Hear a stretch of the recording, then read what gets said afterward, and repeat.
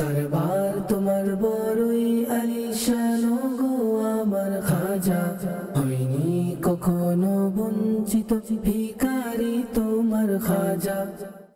আলহামদুলিল্লাহি রাব্বিল আলামিন ওয়াসসালাতু ওয়াসসালামু আলা সাইয়্যিদিল মুরসালিন আম্মা বা'দ ফাআউযু বিল্লাহি মিনাশ শাইতানির রাজিম বিসমিল্লাহির রহমানির রহিম।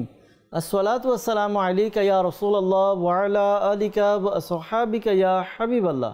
আসসালাতু ওয়াসসালামু আলাইকা ইয়া নবিয়াল্লাহ ওয়া আলা আলিকা ওয়া আসহাবিকা ইয়া নূরাল্লাহ। প্রিয় ইসলাম ভাইরা, মাদানী চ্যানেলের দর্শকবৃন্দ, আলহামদুলিল্লাহ আজ্জা ওয়াজাল আরও একবার আপনাদের নিকট উপস্থিত হয়েছে মাদানী চ্যানেল বাংলার রজবুল মুরাজ্জাব উপলক্ষে খাজা গরিবে নওয়াজ রহমতুল্লাহ তাআলার উরুস উপলক্ষে মাদানী চ্যানেল বাংলার বিশেষ ট্রান্সমিশনের একটি অংশ, একটি অনুষ্ঠান নিয়ে উপস্থিত হয়েছি। দর্শকবৃন্দ, যারা আমাদেরকে এই মুহূর্তে দেখছেন বা শুনছেন, আপনাদের সকলকে জানাই আন্তরিক শুভেচ্ছা এবং অভিনন্দন।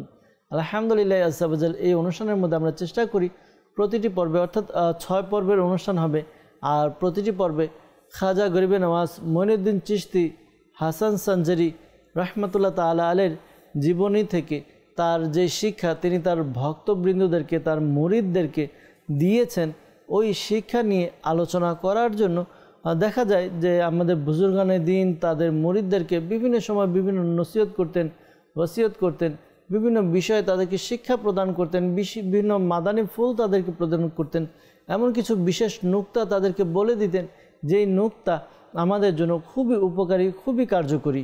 তো আমরাও চেষ্টা করি আমাদের বুজুর্গানে দিনের ওই নুক্তাগুলা, ওই চমৎকার চমৎকার বাণীগুলো, ওই উপদেশগুলো নিয়ে আসার জন্য এবং সেগুলো এক বাগান বানিয়ে, ফুলের বাগান বানিয়ে আপনাদের নিকট উপস্থাপন করার চেষ্টা করি, যাতে আমরা আমাদের জীবনকে খুবই সুন্দর করতে পারি, সুবাসিত করতে পারি এবং চমৎকারভাবে যেন আমরা আমাদের জীবনকে অতিবাহিত করতে পারি। দর্শকবৃন্দ, আজকের অনুষ্ঠানে আমরা খাজা গরিবে নওয়াজ মঈনুদ্দিন চিশতি রহমতুল্লাহ তাআলার জীবনের বা তার শিক্ষা নিয়ে আলোচনা করব। আজকে আমরা কোন শিক্ষা নিয়ে আলোচনা করব জানব। আসুন, অনুষ্ঠানের শুরুর দিকে আমরা আমাদের প্রিয় নবী রসুল আরবি সরকারে দোয়ালাম সাল্লাল্লাহু তাআলা আলাইহি ওয়া আলিহি ওয়াসাল্লামের উপর দুরুদে পাক পাঠ করার ফজিলত সম্বলিত হাদিসে মোবারকা শ্রবণ করি। আল্লাহ তাআলা সর্বশেষ নবী, প্রিয় নবী, রহমতের নবী, মায়া নবী, দয়ালু নবী রসুল আরবি সরকারে দোয়ালাম সাল্লাল্লাহু তাআলা আলাইহি ওয়া আলিহি ওয়াসাল্লাম ইরশাদ ফরমান, যে ব্যক্তি আমার উপর প্রতিদিন 50 বার দুরুদে পাক পাঠ করবে, কিয়ামতের দিন আমি তার সাথে মুসাফাহা করব। সুবহানাল্লাহ। চিন্তা করি দর্শকবৃন্দ, ওই অবস্থানটা, ওই দৃশ্যটা কেমন হবে। আমি যে সকল আশিকানে রসুল, যে সকল সৌভাগ্যবান লোক আমার নবী সাল্লাল্লাহু আলাইহি ওয়াসাল্লামের উপর প্রতিদিন কমপক্ষে 50 বার দুরুদে পাক পাঠ করবে, তো কিয়ামতের ময়দান কায়েম হবে, সবাই থাকবে সেখানে, আমি আমার নবী করিম সাল্লাল্লাহু আলাইহি ওয়াসাল্লামের সাথে মুসাফা করার সৌভাগ্য অর্জন করব। আমরা তো নর্মালি দেখা যায় আমরা কোনো উলামায়ে কিরামের সাথে বা কোনো বড় ব্যক্তিত্ব, আউলিয়া কিরাম যদি আমরা পেয়ে যাই তাদের সান্নিধ্য, আমরা চেষ্টা করি একবার তার সাথে আমাদের হাত যেন লেগে যায়। যখন আমাদের হাত লেগে যায় আমরা নিজেকে সৌভাগ্যবান মনে করি যে আলহামদুলিল্লাহ আমি অমুক ব্যক্তির সাথে হাত মিলানোর সৌভাগ্য অর্জন করেছি। তো দুনিয়ার উলামায়ে কিরাম বলি, উলামা আহলে সুন্নাত বলি, আউলিয়া কামিলিন বলি, তাদের সাথে হাত মিলানোর আমাদের যে একটা আকাঙ্ক্ষা, ইচ্ছা, আর যখন আমরা প্রতিদিন 50 বার দরুদে পাক পাঠ করব, কিয়ামতের ময়দানে আমার নবী সাল্লাল্লাহু আলাইহি ওয়াসাল্লামের সাথে হাত মুসাফা করার সৌভাগ্য অর্জন হবে, তখন ওই দৃশ্য কেমন হবে। আল্লাহ করিম আমাদেরকেও আমাদের নবী সাল্লাল্লাহু তাআলা আলাইহি ওয়াসাল্লামের উপর দুরুদে পাক পাঠ করার তৌফিক দান করুক। আমরা নিয়মিত আমাদের নবী সাল্লাল্লাহু আলাইহি ওয়াসাল্লামের উপর দুরুদে পাক পাঠ করতে পারি। এজন্য আমাদেরকে প্রচেষ্টা করতে হবে, আমাদেরকে এটার জন্য চেষ্টা করতে হবে, চেষ্টা চালিয়ে যেতে হবে। আমরা ইনশাআল্লাহ তাআলা যদি চেষ্টা চালিয়ে যাই, ধীরে ধীরে আমরাও আমাদের নবী সাল্লাল্লাহু আলাইহি ওয়াসাল্লামের উপর অধিকারে দুরুদে পাক পাঠ করতে পারবো। পুরো 24 ঘন্টার মধ্যে আমরা যদি একটা রুটিন বানিয়ে নিই যে আমরা 3 বেলা খাবার খাই, এক এক বেলাতে যদি আমরা 20 বার দুরুদে পাক, খাবারের আগে 20 বার দুরুদে পাক, খাবার শেষে 20 বার দুরুদে পাক, তো এভাবে যদি করি বা 10 বার করলো, 3 বেলা খাবার খেলে দেখা যাবে 60 বার হয়ে যাচ্ছে। এবং 5 ওয়াক্ত নামাজে যদি আমরা ধরি, 1 ওয়াক্ত নামাজে যদি আমরা 10 বার ধরি, তাহলে 5 ওয়াক্ত নামাজে 50, অর্থাৎ দুরূদে পাক পাঠ করা বোঝাতে চাচ্ছি অনেক সহজ, যদি আমরা নিজেকে একটু মেনটেন করে নিতে পারি। আল্লাহ তাআলা আমাদেরকে অধিকারে দুরূদে পাক পাঠ করার তৌফিক দান করুক। আসুন আমরা অনুষ্ঠানের বরকতের জন্য একবার দুরূদে পাক পাঠ করি। সাল্লু আলাল হাবিব সাল্লাল্লাহু তাআলা আলা মুহাম্মদ সাল্লাল্লাহু তাআলা আলাইহি ওয়াসাল্লাম। দর্শকবৃন্দ, আমরা দেখছি অনুষ্ঠান খাজা গরিবে নওয়াজ রহমাতুল্লাহ তাআলা আলাইহির শিক্ষা, তার জীবনী, তার শিক্ষা নিয়ে আমরা আলোচনা করে থাকি। আজকে আমরা খাজা গরিবে নওয়াজ রহমাতুল্লাহ তাআলা আলাইহির একটি শিক্ষা নিয়ে আলোচনা করব, তার একটি কথা নিয়ে আমরা আলোচনা করব। আর কথাটি কি? খাজা গরিবে নওয়াজ রহমাতুল্লাহ তাআলা আলাইহি তিনি ইরশাদ করেন, কি ইরশাদ করেন? 5টি জিনিসকে দেখা ইবাদত। 5টি জিনিস, 5টি বিষয়, 5টি এমন জিনিস রয়েছে যেগুলো দেখা ইবাদত। কি কি? নাম্বার 1, নিজের পিতামাতার চেহারা দেখা, এটা হচ্ছে ইবাদত। নাম্বার 2, কালামে মাজিদ দেখা ইবাদত। কালামে মাজিদ অর্থাৎ কুরআনে পাক দেখা ইবাদত। সুবহানাল্লাহ। নাম্বার 3, কোনো আলিমের চেহারার জিয়ারত করা, এটাও ইবাদত। নাম্বার 4 নাম্বার কি? 4 নাম্বার হচ্ছে যে খানায়ে কাবাকে দেখা ইবাদত। সুবহানাল্লাহ সুবহানাল্লাহ। নাম্বার 5 হচ্ছে নিজের প্রিয় মুর্শিদের চেহারার দিকে দেখা, নিজের প্রিয় মুর্শিদকে দেখা, এটাও ইবাদত। সুবহানাল্লাহ সুবহানাল্লাহ। দর্শকবৃন্দ, চিন্তা করুন, মানে যখন এই বিষয়গুলো পড়ছি বা বলছি, তখন নিজেদের মধ্যে, নিজেদের অন্তরে এক অন্যরকম অনুভূতি কাজ করছে। কীরকম? দুনিয়াতে এমন মানে কি রয়েছে যে যদি আমরা নেকি পেতে চাই, ইবাদত করতে চাই, ইবাদত করতে হলে তো কাজ করতে হয়, অ্যাক্টিভিটিস থাকতে হয়। যেমন আমি নামাজ ইবাদত, তো নামাজের জন্য ওযু করে তারপর হাত বেঁধে দাঁড়াতে হয়, তাকবীর, এরপরে তেলাওয়াত, রুকু, সিজদা। ওযু করলে হাত ধুতে হয়, মুখমণ্ডল ধুতে হয়, মাথা মাসা করতে হয়, পা ধুতে হয়, এটা ইবাদত। যখন আমি কোরআনে পাকের তেলাওয়াত করছি, তখন এক একটা পৃষ্ঠা এরপর মুখে উচ্চারণ করা। যাকাত দিচ্ছি, আমি যদি সম্পদশালী হই তাহলে আমি কি করছি? টাকা দিচ্ছি, তারপর হচ্ছিল মানুষকে করছি, এই যে টাকা দিচ্ছি, একটা অ্যাক্টিভিটিস হচ্ছে। আল্লাহ তাআলা হজ করার সামর্থ্য দিয়েছে, হজ ফরজ হয়েছে, বা হজ উমরা করতে যাচ্ছি, এটার মধ্যে অ্যাক্টিভিটিস। অর্থাৎ ইবাদত করতে গেলে অ্যাক্টিভিটিস লাগে। কিন্তু দেখেন, কিছু ইবাদত এমন রয়েছে যে ইবাদতগুলোর মধ্যে কোনো অ্যাক্টিভিটিস নেই, বাস দেখলে ইবাদত। সুবহানাল্লাহ, কত চমৎকার না! ইসলাম আমাদেরকে কত সুন্দর বিষয় দিয়েছে, কিন্তু আমরা হয়তোবা না জানার কারণে, হয়তোবা গুরুত্ব না দেওয়ার কারণে, হয়তোবা আমাদের জ্ঞান কম থাকার কারণে এই বিষয়গুলো আমরা নিজেদের মধ্যে অ্যাপ্লাই করতে পারি না। কিন্তু দেখুন, যে বিষয়গুলো বলা হয়েছে, এই বিষয়গুলো একেবারে সাধারণ। আমাদের এই যে পিতামাতার চেহারা দেখা, ঘরে আমরা প্রতিদিন যাওয়া আসা করি, কিন্তু আমরা এই যে ইবাদতটা জানলেও আমাদের মাইন্ডের মধ্যে ওইভাবে কাজ করে না, ঠিক আছে না? তো এরপর হচ্ছে মনে করেন আমরা প্রিয় মুর্শিদের দিকে তাকাবো, উলামায়ে কিরামের জিয়ারত করব, তারপর কোরআনে পাক দেখব। দেখেন, আল্লাহ তাআলা আমাদের জন্য কত সহজ করে দিয়েছে। আল্লাহ তাআলা আমাদেরকে দয়া করেছেন, আমরা যেন বাস এখন দয়াগুলো নিয়ে নিজেদের জীবনে অ্যাপ্লাই করতে পারি। আল্লাহ করিম আমাদেরকে কবুল করুন। দর্শকবৃন্দ, এই যে 5টি বিষয় বলা হলো, নিজের পিতামাতা এর চেহারা জিয়ারত করা, পিতামাতার জিয়ারত করা, এটা ইবাদত। পাশাপাশি বলা হলো কালামে মাজিদ, ফুরকানুল হামিদের দেখা, এটা ইবাদত। খানায়ে কাবা দেখা ইবাদত, বুজুর্গানের দিনকে দেখা ইবাদত, এরপর উলামায়ে কিরামকে দেখা ইবাদত, পীর মুর্শিদকে দেখা ইবাদত। তো এই বিষয়গুলো নিয়ে আমরা একটু একটু করে আলোচনা করব ইনশাআল্লাহ আজ্জা ওয়াজাল, যে এগুলো ইবাদত হাদিসে মোবারকার মধ্যে এসেছে, ঘটনা এসেছে, এগুলো আমরা আসুন একটু একটু করে নিয়ে আলোচনা করব। যদি আমরা যাই, প্রথম যে বিষয়টি বলা হয়েছে সেটা হচ্ছে পিতামাতার জিয়ারত করা, এটা আমাদের জন্য ইবাদত। সুবহানাল্লাহ। হাদিসে মুবারাকার মধ্যে এসেছে যে ব্যক্তি, অর্থাৎ যে সন্তান নিজের পিতামাতার দিকে ভালোবাসার দৃষ্টিতে তাকাবে, আল্লাহ তাআলা তাকে মকবুল হজের সওয়াব দান করবেন। সুবহানাল্লাহ। দেখেন, এটা আমাদের জন্য কেমন খুশির একটা বিষয় না? আমি হজ করতে পারছি না, হজ কে করতে চায় না? আপনিও চান, আমিও চাই, আমরা সবাই চাই। কিন্তু আমার ঘরের মধ্যে হজ করার সওয়াব পাওয়ার অন্যতম একটি মাধ্যম রয়েছে আমার পিতামাতা। পিতামাতা আছে, পিতামাতাকে ভালোবাসার দৃষ্টিতে আমরা একটু দেখব, মোহাব্বতের দৃষ্টিতে দেখব, তাহলে আমরা আমাদের আমল নামে আল্লাহ তাআলা হজের সওয়াব লিখে দিবেন। কিন্তু আফসোস করতে হয়, বাস্তবিক আফসোস করতে হয়, কিছু লোক এমন রয়েছে, মা বাবা তাদের জন্য অনেক বড় নিয়ামত হওয়া সত্ত্বেও তারা ওই নিয়ামতের শুকরিয়া আদায় করতে পারে না, নিয়ামতকে কাজে লাগাতে পারে না, নিয়ামতের কদর করতে পারে না। অনেক ব্যক্তি, আপনি আমি, আমরা দেখি, প্রায় সময় দেখি, পত্রিকা খুলে দেখা যায়, এখন তো সোশ্যাল মিডিয়া যুগ, সোশ্যাল মিডিয়া দেখা যায় সন্তান কিভাবে পিতামাতাকে আঘাত করছে, লাঠি দিয়ে প্রহার করছে, এরপর গালিগালাজ করছে। অনেক জায়গায় তো দেখা যায় যে বাবা মার খোঁজ খবর নেওয়া হচ্ছে না, এমনও অনেক জায়গা আছে। বর্তমানে এই বিষয়টি, এই কালচারটা আমাদের মধ্যে অনেক আসছে, কি মা বাবাকে ওল্ড হোমে রেখে দেওয়া, ওল্ড হোমে, বৃদ্ধাশ্রমে রেখে তারপর আসা। প্রিয় ইসলাম ভাইরা, একটু চিন্তা তো করি, এই মা বাবা আমার জন্য, আপনার জন্য কত কষ্ট করেছে।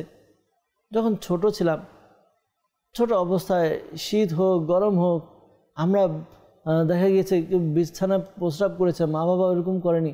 আমরা কোনো কিছু বায়না করেছি, মা বাবা যতটুকু সাধ্য চেষ্টা করেছে, দিয়েছে।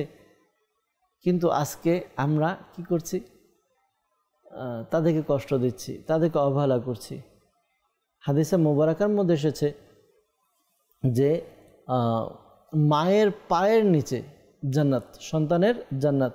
তো একটু চিন্তা করি, আমরা মায়ের পায়ের নিচে সন্তানের জান্নাত, আর পবিত্র কুরআনেও পিতামাতার সাথে ভালো ব্যবহার করার ব্যাপারে এসেছে। আল্লাহ তাআলা কুরআনে পাকে বলেন, তোমাদের প্রতিপালক আদেশ দিয়েছেন তিনি ব্যতীত অন্য কারো ইবাদত না করতে এবং পিতামাতার সঙ্গে সৎ ব্যবহার করতে। তাদের একজন অথবা উভয়ে তোমার জীবদ্দশায় বার্ধক্যে উপনীত হলে তাদেরকে উফ অর্থাৎ বিরক্ত সূচক এবং অবজ্ঞামূলক কথা বলবে না এবং তাদেরকে ধমক দেবে না। তাদের সঙ্গে সম্মানের সঙ্গে কথা বলবে।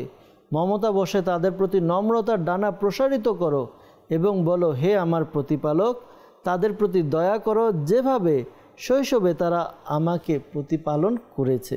সূরা বনী ইসরাইল এর মধ্যে রয়েছে, আয়াত নাম্বার 23-এর মধ্যে এই কথা উল্লেখ আছে। দেখুন, একেবারে সুস্পষ্ট বাক্যের মধ্যে আল্লাহ তাআলা মা বাবার সাথে খারাপ ব্যবহার তো অনেক দূরে, মা বাবার সাথে উফ শব্দটি ব্যবহার করতে নিষেধ করেছেন। বিরক্তভাবে হোক, অবজ্ঞাভাবে হোক, যেভাবে হোক, উফ শব্দ পর্যন্ত নিষেধ করা হয়েছে। উলামায়ে কিরাম বলেন, যদি কোনো সন্তানকে মা বাবা প্রহার করে বা ধমক দেয়, আর এর কারণে যদি সন্তানের একটা কষ্ট বা আসলো, ওই সন্তান যেন মা বাবার সামনে কান্না না করে। কিন্তু আজকে আমাদের অবস্থা কি? আরেকটি হাদিসের মধ্যে এসেছে, বলা হয়েছে, যে ব্যক্তির উপরে তার বাবা সন্তুষ্ট সেই ব্যক্তির উপরে আল্লাহ সন্তুষ্ট, যার প্রতি তার বাবা অসন্তুষ্ট তার প্রতি আল্লাহ সন্তুষ্ট। আজকে আমি আপনি কি করছি? আল্লাহ তাআলা আমাদেরকে হেফাজত করুক, আল্লাহ তাআলা আমাদেরকে বোঝার তৌফিক দান করুক। দর্শকবৃন্দ, আমরা মা বাবার শান মান মর্যাদা, তাদের খেদমতের কথা অনেক শুনি। হাদিসে মোবারকার মধ্যে এখনও বলতে গেলে অনেকটা সময় চলে যাবে। তো যেহেতু আমাদের অনুষ্ঠানে একটি সময় নির্দিষ্ট রয়েছে, আপনাদের কাছে অনুরোধ করব আমরা যেন নিজেরা এই বিষয় থেকে ফিরে আসি। কেমন সন্তান, মা বাবাকে পালন করতে পারছি না। যে মা বাবা আমাকে পালন করেছে, তখন না আমি হাঁটতে পারতাম, না আমি চলতে পারতাম, তখন আমাকে দেখেছে। আর আজকে আমি হাঁটতে পারছি, চলতে পারছি, কিন্তু মা বাবাকে দেখছি না। মা বাবা তো আমার ছোটোবেলায় বিরক্ত হন নাই, আমি আজকে বিরক্ত হয়ে যাচ্ছি। আল্লাহ তাআলা বোঝার তৌফিক দান করুক। দর্শকবৃন্দ, আরেকটি বিষয় দেখা ইবাদত, তা হচ্ছে কোরআনে পাক। কোরআনে পাককে দেখা ইবাদত করা হয়েছে। জি হ্যাঁ, বাস্তবিকই কোরআনে পাক এমন একটি কিতাব, যে কিতাব দেখা ইবাদত। আল্লাহ তাআলা তার বান্দার প্রতি কত দয়া করেছেন, নেকি করা তাদের জন্য কত সহজ করে দিয়েছেন।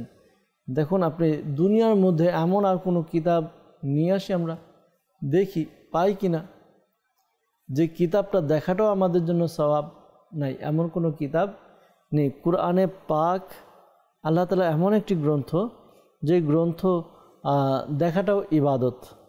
কুরআনে পাক এমন এক কিতাব যেটা দেখা সওয়াব, যেটা পড়া সওয়াব, এমনকি কুরআনে পাক স্পর্শ করা এটাও সওয়াব।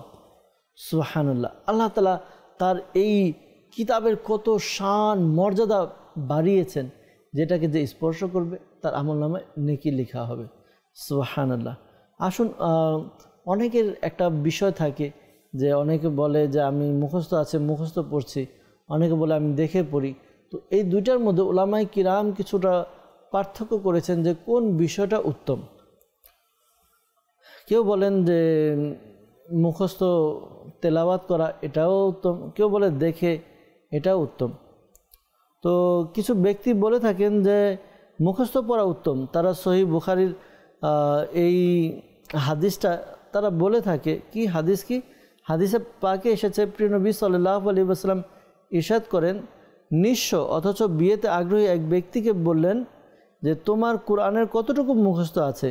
সে উত্তরে বলল, অমুক অমুক সূরা আমার মুখস্থ আছে। সে এমনিভাবে একে একে উল্লেখ করতে লাগলো যে এই সূরাগুলো তার মুখস্থ।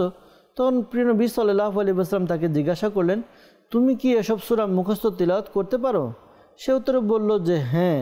তখন নবী করিম সাল্লাল্লাহু আলাইহি ওয়াসাল্লাম ইরশাদ করলেন, যাও, তুমি যে পরিমাণ কোরআন মুখস্থ রেখেছো তার বিনিময়ে এই নারীকে তোমার সঙ্গে বিয়ে দিলাম। আর এই যে দেখে দেখে পড়া, এটা হচ্ছে বেশিরভাগ অধিকাংশ উলামায়ে কিরামের মতে, যেটা দেখে কোরআনে পাক দেখে দেখে পাঠ করা এটা হচ্ছে উত্তম। আর তারা যুক্তি এবং প্রমাণ হিসাবে এই বিষয় কয়েকটি বিষয় উল্লেখ করেন, যেমন দেখে পড়লে ভুল ত্রুটি কম হওয়ার সম্ভাবনা থাকে। নাম্বার 2 হচ্ছে দেখে পড়লে একই সময় কোরআন দেখা এবং পড়ার দুটোর সওয়াব পাওয়া যায়। প্রিয় নবী সাল্লাল্লাহু আলাইহি ওয়াসাল্লাম বলেন, মুখস্থ না পড়ে কোরআন দেখে পড়ার মর্যাদা তেমন নফলের উপরে ফরজের যেমন মর্যাদা। অর্থাৎ একজন ব্যক্তি যখন ইবাদত করছে, নফলও ইবাদত করছে, ফরজও ইবাদত করছে, তো তার নফলের চাইতে ফরজের মর্যাদাটা বেশি। ঠিক তেমনি মুখস্থ পড়ার চাইতে বেশি প্রাধান্য রাখে হচ্ছে দেখে পড়া। এরপর হচ্ছে সাহাবায়ে কিরাম আলাইহিমুর রিদওয়ান, তারাও দেখে কোরআনে পাক পড়াকে পছন্দ করতেন আর এই বিষয়ে অন্যদেরকে উৎসাহিত করেছেন। আব্দুল্লাহ ইবনে মাসউদ রাদিয়াল্লাহু তাআলা আনহু বলতেন, তোমরা কোরআনের প্রতি দীর্ঘক্ষণ তাকিয়ে থাকো। সুবহানাল্লাহ। ইবনে আব্বাস রাদিয়াল্লাহু তাআলা আনহু বলেন, উমর রাদিয়াল্লাহু তাআলা আনহু যখনই ঘরে প্রবেশ করতেন তখনই তিনি কোরআন খুলে তা পাঠ করতেন। সুবহানাল্লাহ। তো একটু চিন্তা করুন, কোরআনে পাক এটা দেখা সওয়াব, আর এই কারণে দেখে তেলাওয়াত করার ব্যাপারে আমাদের বুজুর্গানে দিন উৎসাহ প্রদান করেছেন। সুবহানাল্লাহ সুবহানাল্লাহ।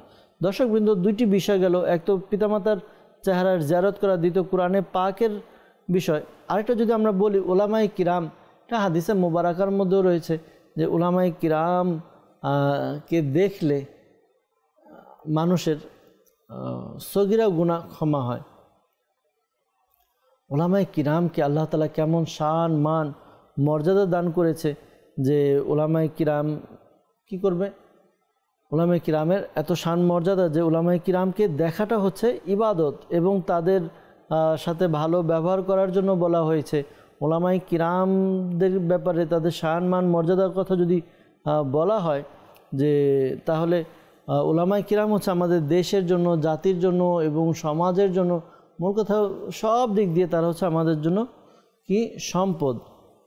আর উলামায়ে কিরামের মর্যাদার ব্যাপারে উবাদা ইবনে সামিত রাদিয়াল্লাহু তাআলা আনহু থেকে বর্ণিত, তিনি বলেন, প্রিয় নবী সাল্লাল্লাহু আলাইহি ওয়াসাল্লাম ইরশাদ করেন, ওই ব্যক্তি আমার আদর্শের উপর নাই যে আমাদের বড়দের সম্মান করে না, ছোটদের স্নেহ করে না এবং আমাদের আলেমদের প্রাপ্য মর্যাদা প্রদান করে না।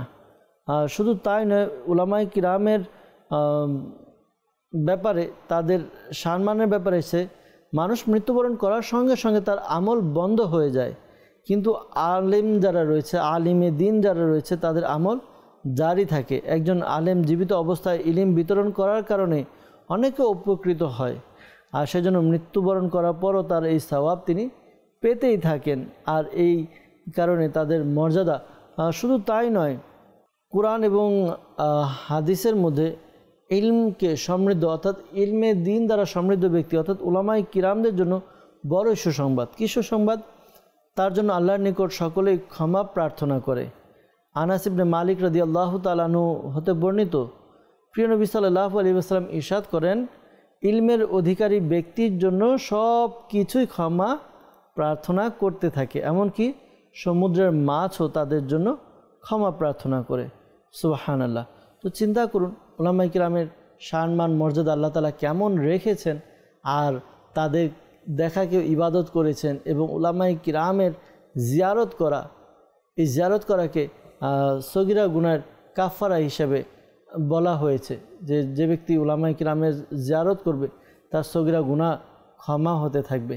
তো আল্লাহ করিম আমাদেরকে উলামায়ে কিরামের, উলামায়ে হক, উলামায়ে আহলে সুন্নাত, আলিমে দ্বীনের জিয়ারত করা আল্লাহ তাআলা আমাদেরকে নসিব করুক, তৌফিক দান করুক।